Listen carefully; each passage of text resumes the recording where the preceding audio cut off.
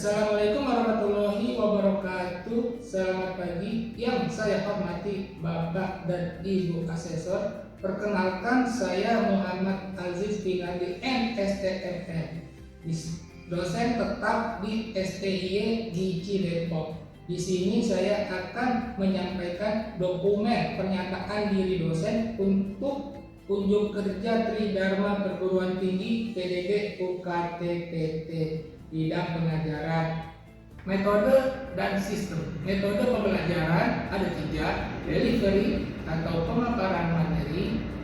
Yang kedua, interaction, pertemuan tatap muka dengan mahasiswa dan mahasiswi di kelas. Yang ketiga, assessment, evaluasi dan penilaian.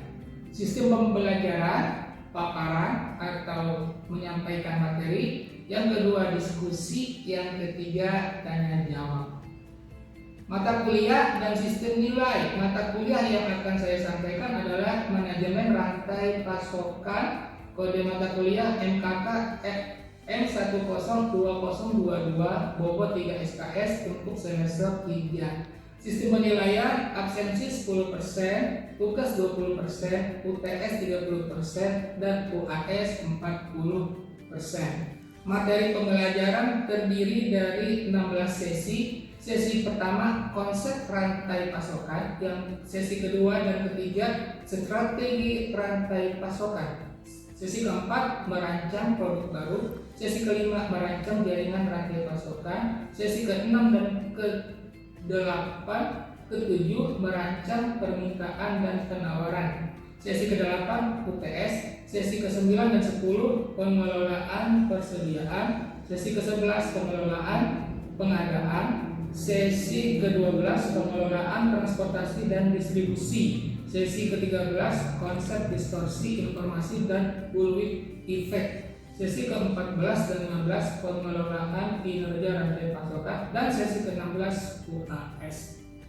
Deskripsi mata kuliah adalah mata kuliah ini membahas konsep, strategi dan taktik dalam mengelola aliran barang, informasi dan keuangan dari hulu atau dari pemasok hingga ke konsumen atau hilir. Fokus utamanya adalah efisiensi, integrasi dan kolaborasi antara entitas dalam rantai pasok untuk menciptakan nilai tambah dan keunggulan kompetitif. Demikian saya sampaikan. Besar harapan saya, mudah-mudahan saya bisa mendapatkan yang terbaik. Assalamualaikum warahmatullahi wabarakatuh. Waalaikumsalam warahmatullahi wabarakatuh. Selamat pagi teman-teman semuanya. Pagi, Pak. Semoga semuanya dalam keadaan sehat walafiat. Amin. Oke lah, baik. Sekarang mari kita mengikuti pelajaran tentang manajemen rantai pasokan. Ya, di sini saya akan menunjukkan diri saya bagaimana saya untuk menyampaikan materi, diskusi, dan interaksi di kelas untuk sertifikasi dosen. Dan mata kuliah yang saya ampuh pada saat ini adalah manajemen rantai pasokan. Oke, baik, di sini adalah covernya manajemen rantai pasokan. Jadi buat syarat dokumen pernyataan diri dosen kunjung kerja Tridharma Perguruan Tinggi. Salah satu Tridharma Perguruan Tinggi adalah bagaimana saya mengajar teman-teman. Itu salah satu tugas saya sebagai pengajar. Jadi di sini saya dilihat teman-teman saya bagaimana cara saya menyampaikan materi kepada teman-teman, seperti itu. Ya baik, kita lanjut. Di sini daftar isi dari materi pembelajaran. Yang pertama adalah informasi mata kuliah. Mata kuliahnya adalah manajemen rantai pasokan. Yang kedua, capaian pembelajaran. Setelah Anda mempelajari manajemen rantai pasokan dari sesi pertama sampai sesi terakhir, apa yang akan Anda dapat? Yang ketiga, konsep mulai masuk ke bab 1. Yang keempat adalah komponen dan tantangan. Oke. Informasi mata kuliah. Ya. Jadi nama mata kuliahnya adalah manajemen rantai pasokan. Di sini ada 4 ya, ada informasi mata kuliah, capaian pembelajaran, konsep rantai pasokan, dan komponen dan tantangan.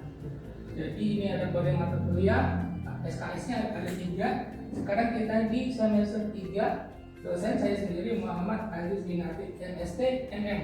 Jadi materi pembelajaran adalah DIA, delivery, ya kan? Memaparkan materi oleh saya sendiri. Yang kedua interaksi, nanti kita ada diskusi. Yang ketiga adalah assessment. Jadi nanti Anda akan diberikan tugas pada akhir sesi ini. Oke, jadi nanti ada paparan, diskusi, dan tanya jawab. Komponen penilaian saat Anda mengikuti kuliah dari sesi pertama sampai sesi terakhir, jadi Anda akan dapat nilai jika Anda memenuhi semua kriteria yang ada di sini. Anda absennya bagus, tugasnya dikerjakan, UTS-nya dikerjakan, sama UAS-nya dikerjakan. Oke, ini UAS. Berikutnya adalah deskripsi dari mata kuliah yang saya bawakan saat ini. Jadi mata kuliah ini adalah membahas konsep, strategi, dan praktik dalam mengelola aliran barang, informasi, dan keuangan dari hulu hingga hilir. Di sini saya sudah buatkan gambarnya, ya ini ya, dari hulu ke hilir, ya. Hilirnya customer, terus konsepnya menyampaikan aliran barang, informasi, dan keuangan. Seperti itu. Jadi gambaran yang ada di sini ada di paparan yang ada di papan tulis ini. Oke ya. Jadi bagaimana nanti fokusnya adalah efisiensi, supaya efisien, integrasi, tidak ada yang terputus, dan kolaborasi. Kolaborasi ini saling bekerja sama antara komponen-komponen yang ada di manajemen rantai pasokan. Oke ya. Jadi materi mencakup 16 sesi. Ya. Jadi sesi ke-8 dan 16. Ke-8 adalah UTS, ke-16 adalah UAS. Jadi materinya disampaikan 14 sesi. Oke ya. Terus ini rencana sesi sudah saya buatkan, sesi pertama sampai ke sesi 15.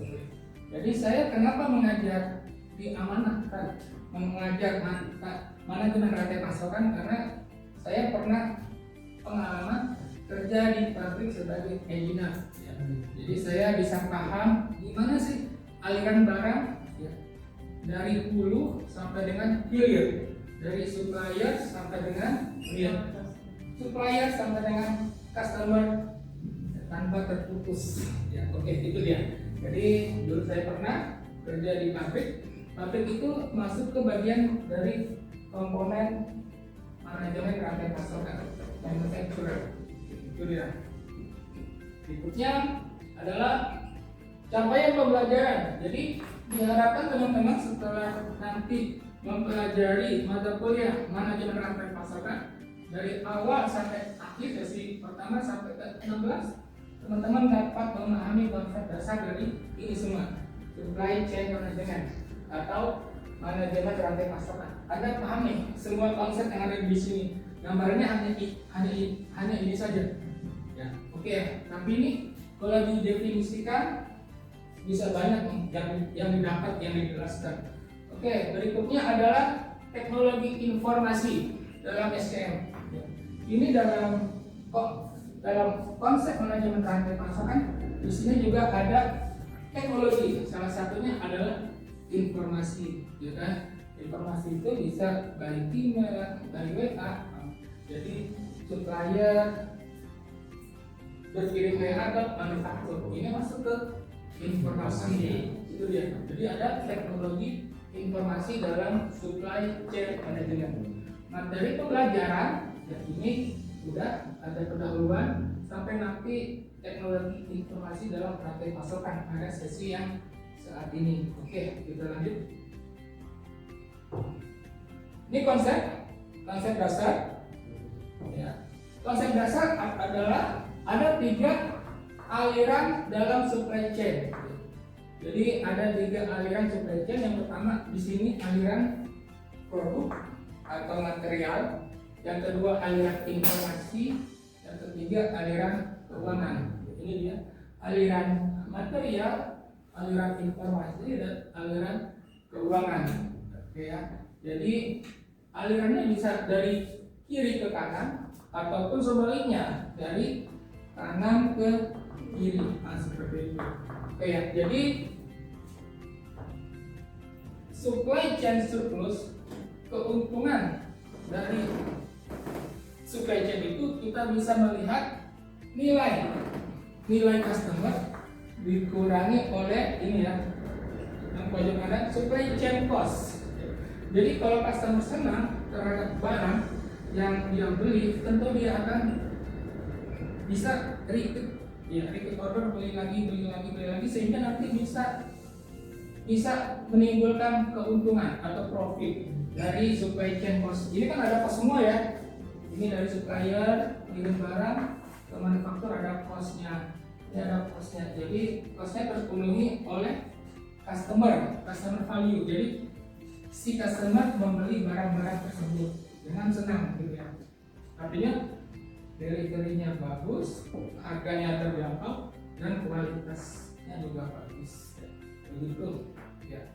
Ini implementasi manajemen rantai pasokan yang efektif memberikan 6 manfaat ya. Jadi persediaan lebih rendah stok ya. Jadi kalau dengan manajemen rantai pasokan, jadi kita tidak menghambur-hamburkan stok. Jadi sesuai dengan hitungan. Kalau di konsep gudang itu adalah namanya full system ya. Jadi pengelolaan persediaan yang optimal, mengurangi kita stok yang tidak perlu, dan meminimalkan biaya penyimpanan. Yang kedua, biaya lebih rendah. Jadi biaya lebih rendah adalah artinya tidak ada waktu menunggu, tidak ada barang reject, jadi semuanya sudah terkoordinasi dengan baik. Yang ketiga adalah produktivitasnya lebih tinggi karena semuanya sudah teratur, ya, ada SOP-nya, ya. Jadi sehingga nanti produktivitasnya bisa lebih bagus nih. Jadi nggak ada barang yang reject, barang yang yang menunggu, nah, yang suspend atau yang inden, karena karena sesuai dengan ini, ya, sesuai dengan SOP yang sudah dilaksanakan. Waktu tunggu lebih pendek, ya. Jadi customer tidak menunggu barang terlalu lama karena sudah menerapkan supply chain management. Jadi lead time-nya lebih singkat. Lead time itu waktu tunggu dari pemesanan hingga pengiriman barang karena sudah dikoordinasikan dengan baik. Ya. Yang ketiga, laba lebih tinggi. Otomatis karena customer senang, dia akan beli terus itu produk, sehingga nanti bisa menimbulkan profit, keuntungan bagi si penyedia barang tersebut. Yang keenam adalah pelanggan tentunya akan lebih setia. Ya. Oke teman-teman, baik, terima kasih sudah menyimak ya dari pemaparan saya. Sekarang kita akan diskusi ya. Jadi nanti dibagi dua kelompok. Kelompok pertama, kelompok yang kedua. Yang pertama diskusinya tentang ya ini kita diskusi ya. Apa peran dari manajemen rantai pasokan? Diskusi nanti dari hasil diskusi teman-teman juru bicaranya menjawab pertanyaan saya. Yang kedua ya Mas Bayu, yang tadi Mas Diva. Yang kedua adalah contoh penerapan dari manajemen rantai pasokan. Ya silakan diskusi ya.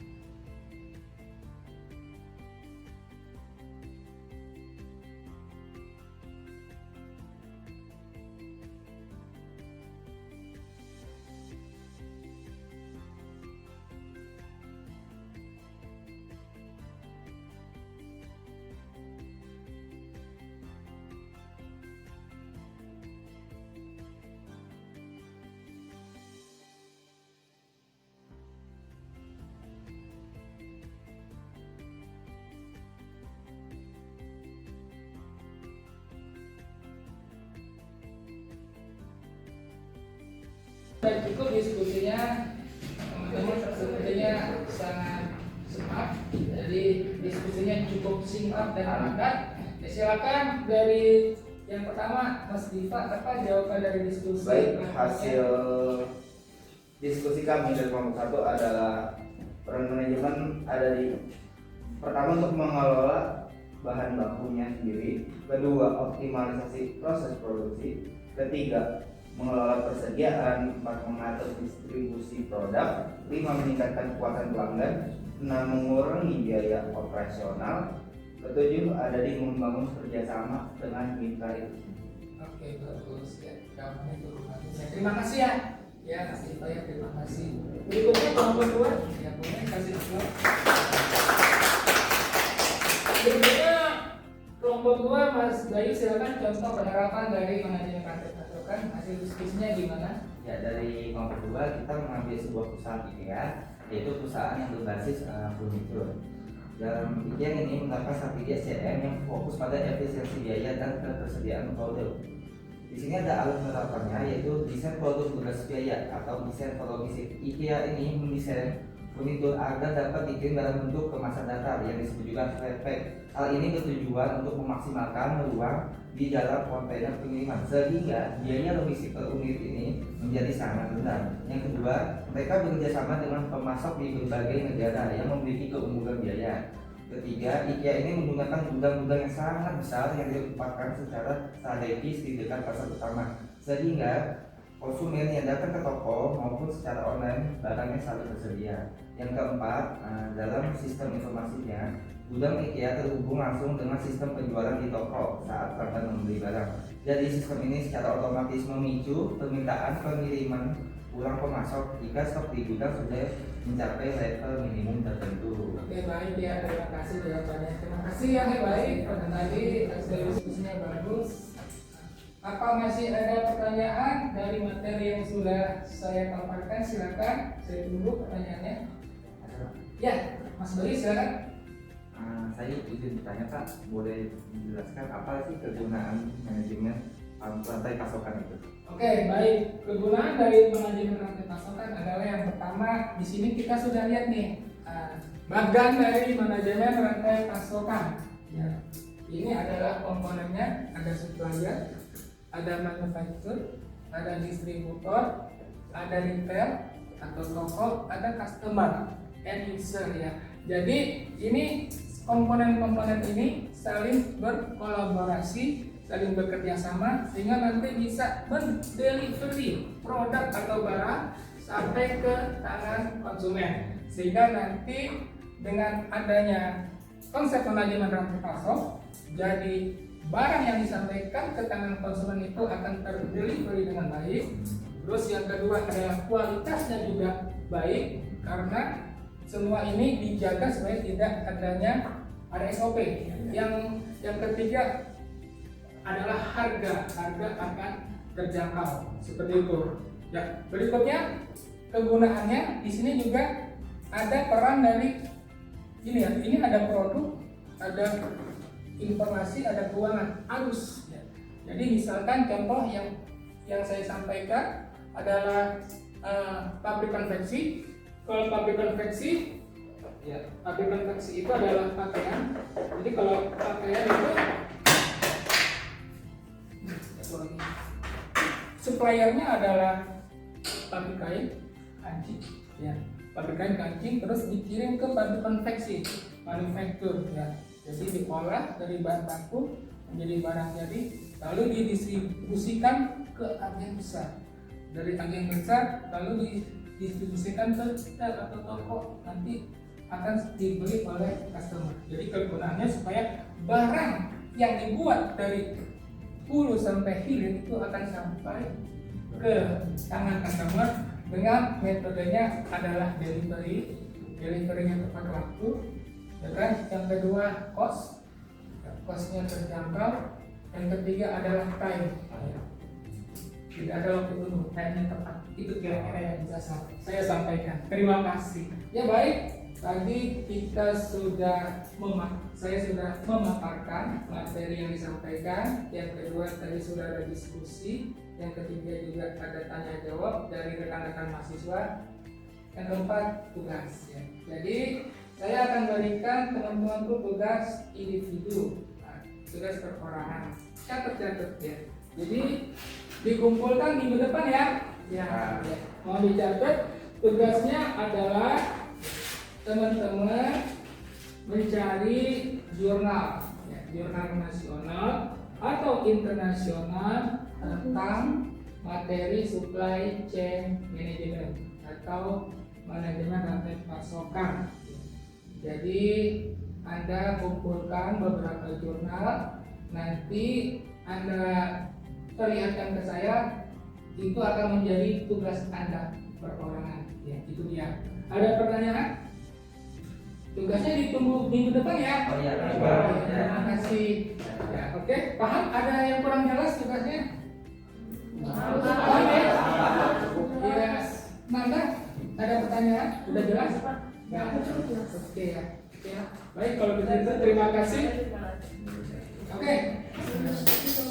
Oke, baik. Sekarang kita ada di sesi akhir dari pemaparan saya. Ya, terima kasih teman-teman sudah mengikuti pembelajaran dari saya mengenai manajemen rantai pasokan, di mana saya sudah memaparkan materi sampai selesai pada sesi ini.